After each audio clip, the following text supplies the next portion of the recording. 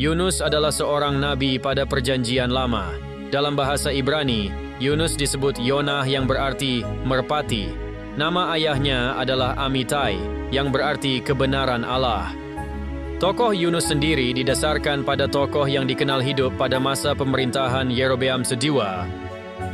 Raja ini memperluas perbatasan negerinya dari Hamat sampai Laut Mati. Dalam Perjanjian Lama, Yunus bin Amitai disebutkan di luar kitab Yunus sendiri hanya sekali, yakni dalam 2 Raja-Raja 14:25. Untuk informasi lebih jauh tentang tokoh ini sendiri, lihat artikel Yunus. Kitab ini sendiri kemungkinan disunting pada masa pasca pembuangan.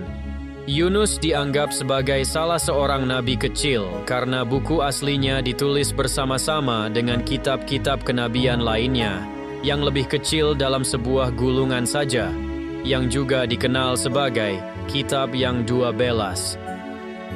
Sebagai bagian dari Perjanjian Lama, kitab ini terdapat dalam Tanakh Yahudi dan Alkitab Kristen. Kisahnya mempunyai sejarah penafsiran yang menarik dan telah menjadi cerita termasyhur melalui cerita-cerita populer anak-anak. Pada suatu hari, Allah berbicara kepada Nabi Yunus. Katanya, "Pergilah ke Niniwe untuk memberitahukan ancamanku kepada kota itu, karena aku tahu penduduknya jahat sekali." Niniwe adalah kota yang sangat besar. Orang-orangnya sangat jahat. Mereka bukan orang Israel. Mereka tidak menyembah Allah. Akan tetapi, Nabi Yunus tidak mau menyampaikan firman Allah kepada orang Niniwe tersebut. Jadi Nabi Yunus naik kapal besar dan pergi ke kota lain.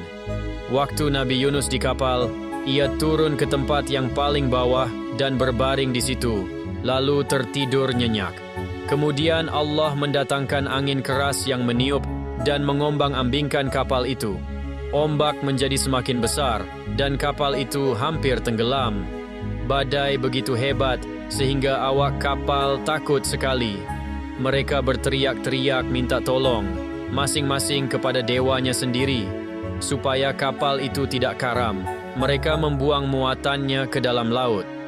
Pada waktu kapten kapal itu turun ke bawah, ia menemukan Nabi Yunus di situ sedang tidur. Lalu ia berkata, "Bangunlah, berdoalah kepada dewamu untuk minta tolong."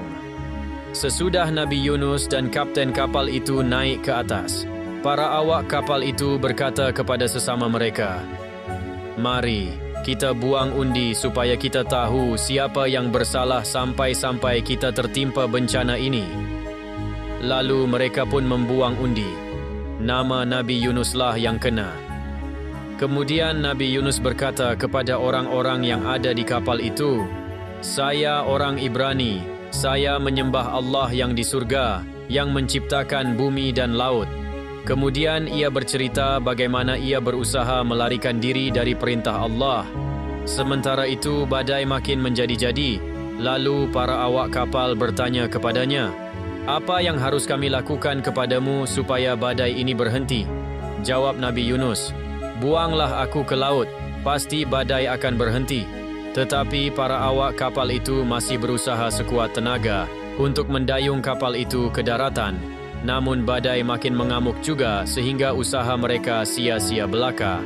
Sebab itu mereka berseru-seru kepada Allah, "Allah, kami mohon janganlah kami binasa, karena kami menyerahkan nyawa Yunus ini." Lalu mereka melemparkan Nabi Yunus ke dalam laut dan badai pun berhenti mengamuk. Para awak kapal itu menjadi takut kepada Allah. Mereka mengatakan bahwa mereka sekarang percaya kepada Allah. Allah memerintahkan seekor ikan yang sangat besar, ikan paus, supaya menelan Nabi Yunus. Nabi Yunus tinggal di dalam perut ikan selama 3 hari 3 malam. Ia berdoa dan minta diselamatkan. Kemudian, atas perintah Allah, ikan itu memuntahkan Nabi Yunus ke daratan.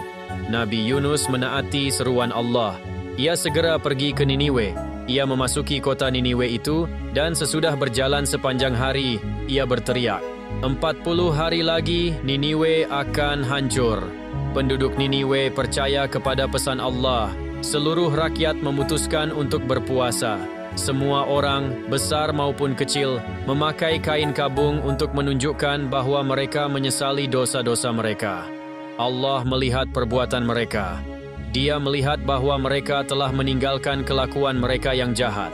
Maka dari itu, ia mengubah keputusannya, mengampuni mereka, dan tidak jadi menghukum mereka.